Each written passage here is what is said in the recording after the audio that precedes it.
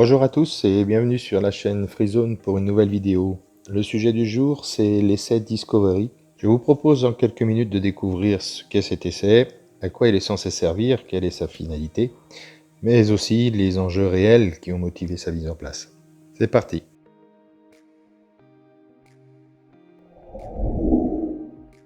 Du 1er au 22 mars 2020, l'INSERM, qui est l'Institut national de la santé et de la recherche médicale, a mis en place l'essai en France, un essai clinique baptisé Discovery. Le lancement de cet essai a été confirmé le 22 mars 2020 dans le point presse coronavirus habituel par le directeur national de la santé.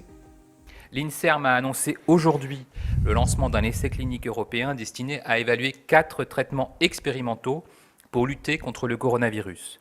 Baptisé Discovery, il inclut notamment l'hydroxychloroquine.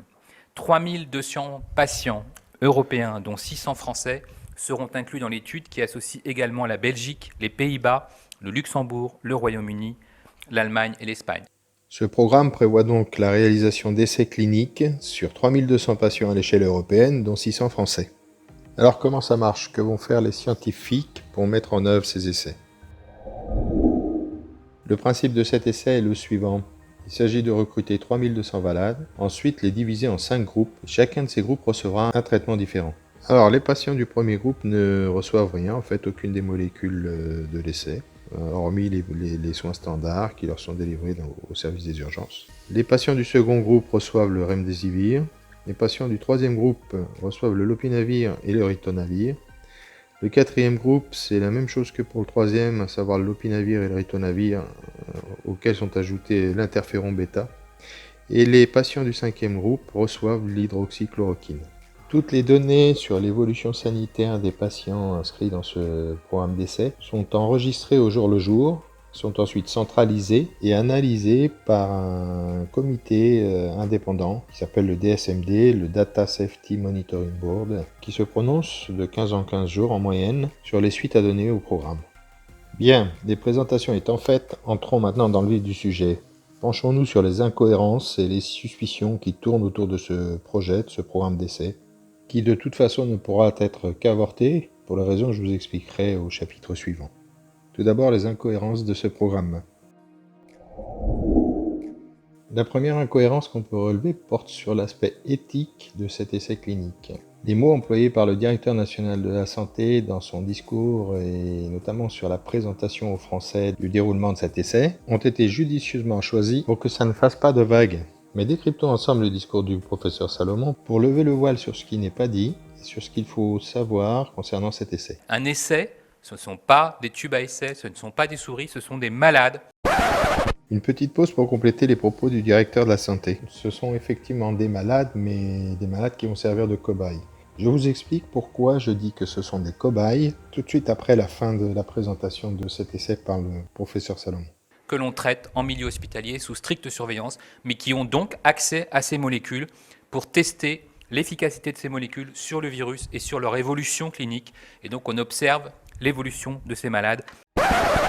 Je dis que les malades vont servir de cobayes parce qu'on va tester sur eux des molécules qui ne sont pas évaluées, qui ne bénéficient pas d'une autorisation de mise sur le marché et dont les effets ne sont pas connus. Ces informations sont confirmées par le professeur Bruno Lina, un des coordonnateurs de l'essai Discovery. Écoutez-le. Est-ce que des médecins ont le droit de prescrire dès à présent ces différentes molécules? Il faut bien voir que certaines d'entre elles ne sont pas en accès libre. Quand on parle du remdesivir, c'est une molécule qui aujourd'hui est en phase 3. On ne l'a pas en accès immédiat. Les 3 autres molécules sont des molécules qui sont réutilisées. Potentiellement, effectivement, on pourrait les utiliser, mais c'est hors autorisation de mise sur le marché. Il y a beaucoup de prudence qui doit exister autour de l'utilisation de ces produits. Ils n'ont pas été évalués, donc on ne sait pas leurs effets. En fait, c'est pire que ça, puisque les scientifiques savent parfaitement que certaines de ces molécules ne marchent pas. Écoutons ce que dit le docteur Bernard Cron dans une interview pour Sud Radio. Ces antiviraux ont été essayés déjà à plusieurs reprises, mais on sait que ces antiviraux ne marchent pas. Ils ont été essayés contre Ebola, ils ont essayé dans le SRAS. Le remdesivir et compagnie. Toujours au sujet de l'éthique, écoutons encore le docteur Cron.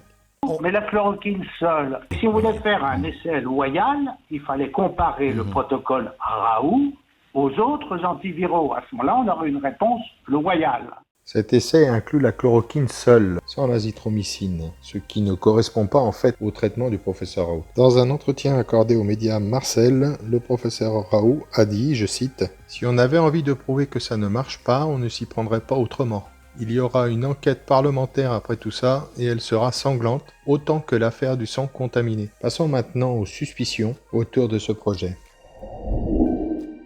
Écoutons le témoignage de Bernard Cron à Sud Radio. Qu'il y a un conflit d'intérêts majeur. L'éditorial Marianne a donné des chiffres éloquents, 450 millions distribués en 5 ans à un certain nombre d'experts qui s'occupent d'un certain nombre de choses. Le laboratoire Gilead veut brader ces antiviraux. D'ailleurs, ces actions ont considérablement augmenté depuis qu'on a lancé ces essais.